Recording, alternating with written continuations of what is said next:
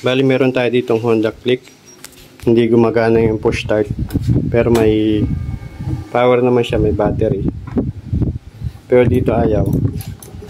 I-troubleshoot muna natin yung sa switch. Kasi dito sa brake light, ayaw din gumana yung gumana. Sina signal light. Pati dito ayaw gumana yung brake switch. Stop light. Tapos charge na rin natin yung battery. Dililisan mo natin din tong switch nya. Tapos pag na-dinis natin yan, gumana na tong stop light, ayaw pa rin. Check natin dun sa may ECU nya, yung socket.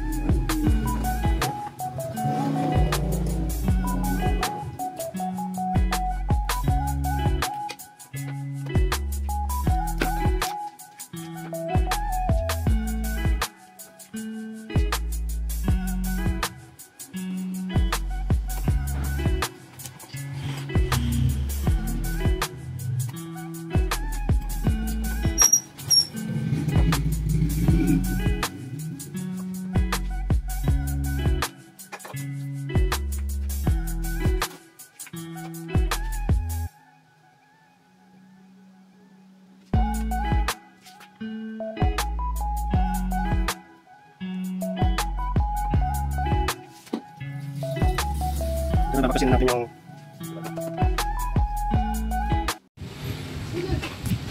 ito na, bali na trace ko na yung mga wire nya, yung mga continuity kung buo pa. Yan, okay naman, buo pa. Tapos dito lahat yan na check ko na, pati dito wala naman siyang corroded na wire.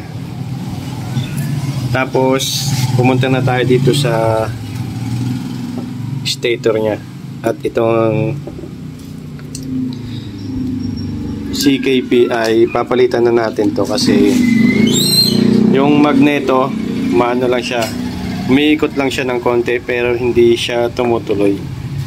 Tapos dito sa socket nya, chinek na rin natin yan, okay naman. Ito nga, nakarekta. Bali, magpapabili lang muna tayo nito, tapos update na lang ulit kung under na siya. Siguro mga ilang araw pa, kasi kung wala kami mabili nito kaagad, mag-order kami sa Shopee. Kaya medyo matatagalan pa to. Binaktas ko lang to para maipakita ko rin sa customer na trinace natin una yung mga wire bago tayo pabili ng pyesa, para sigurado.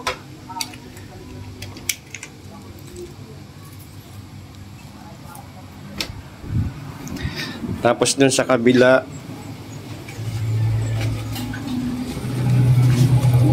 binaklas ko rin siya para walang masyadong pumipigil. Kumbaga pre-wheel muna siya dito, baka sakaling umikot yung magneto. Saka dito sa panel meron din kasi lumalabas na blink. Bali 52 siya. 1 2 3 4 5 1 2 52.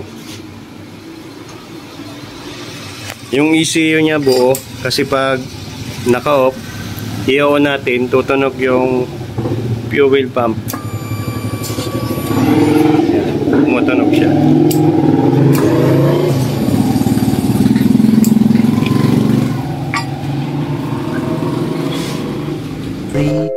later. At ito na, nakabili na ng CKP sensor. Ito yung brand new. Ito yung luma. At ito nga pala yung brand ng CKP. Model pang PCX 150 ang nakalagay. Tapos itong magneto, lilinisan din natin at pipinturahan natin ng high temp. At para maikabit na natin yan dito. Para matesting na natin kung aandar na siya.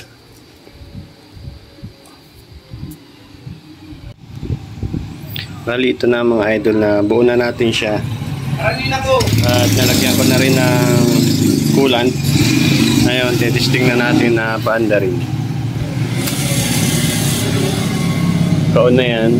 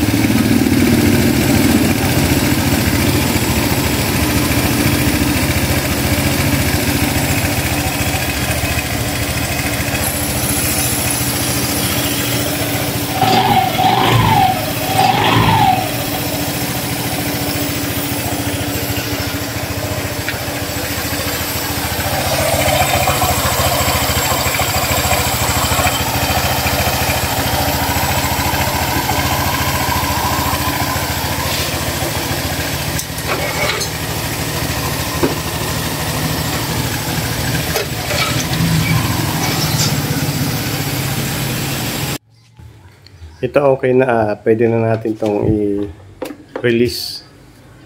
Waiting na lang tayo dun sa customer na bumalik.